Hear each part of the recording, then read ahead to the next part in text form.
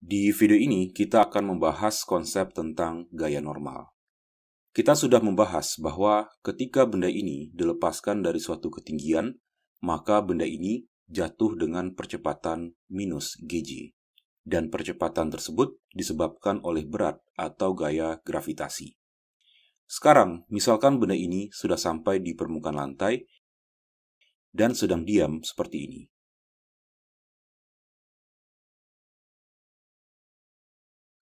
Meskipun benda ini diam, kita tidak bisa mengatakan bahwa berat yang bekerja pada benda ini sama dengan nol. Berat sebetulnya selalu bekerja pada benda ini.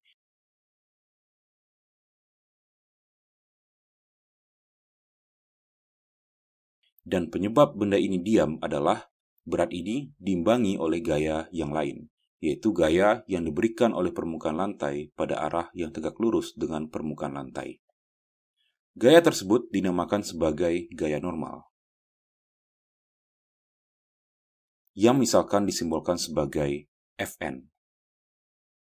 Dan gaya tersebut dapat digambarkan seperti ini.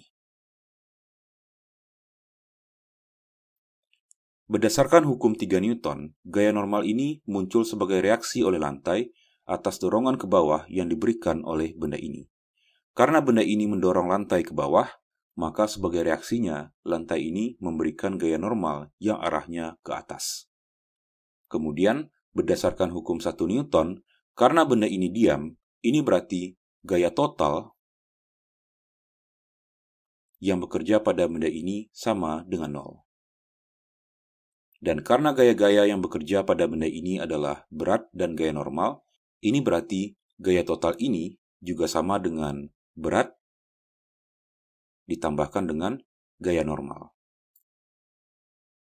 Dan ini sama dengan nol. Dengan demikian, dapat dituliskan bahwa gaya normal atau Fn sama dengan minus berat atau minus W. Dan ini juga berarti bahwa besar gaya normal sama dengan besar berat. Kemudian, perhatikan bahwa persamaan ini sebetulnya merupakan rumusan gaya normal yang bekerja pada sebuah benda yang berada di atas lantai yang datar, di mana gaya-gaya yang bekerja pada benda tersebut hanya berat dan gaya normal. Yang perlu diingat adalah gaya normal selalu tegak lurus dengan permukaan lantai. Artinya, kalau sebuah benda berada di permukaan bidang miring seperti ini,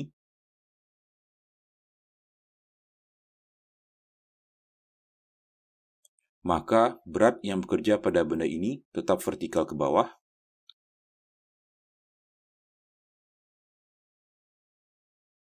tapi gaya normal yang bekerja pada benda ini adalah pada arah ini, yaitu pada arah yang tegak lurus dengan permukaan ini.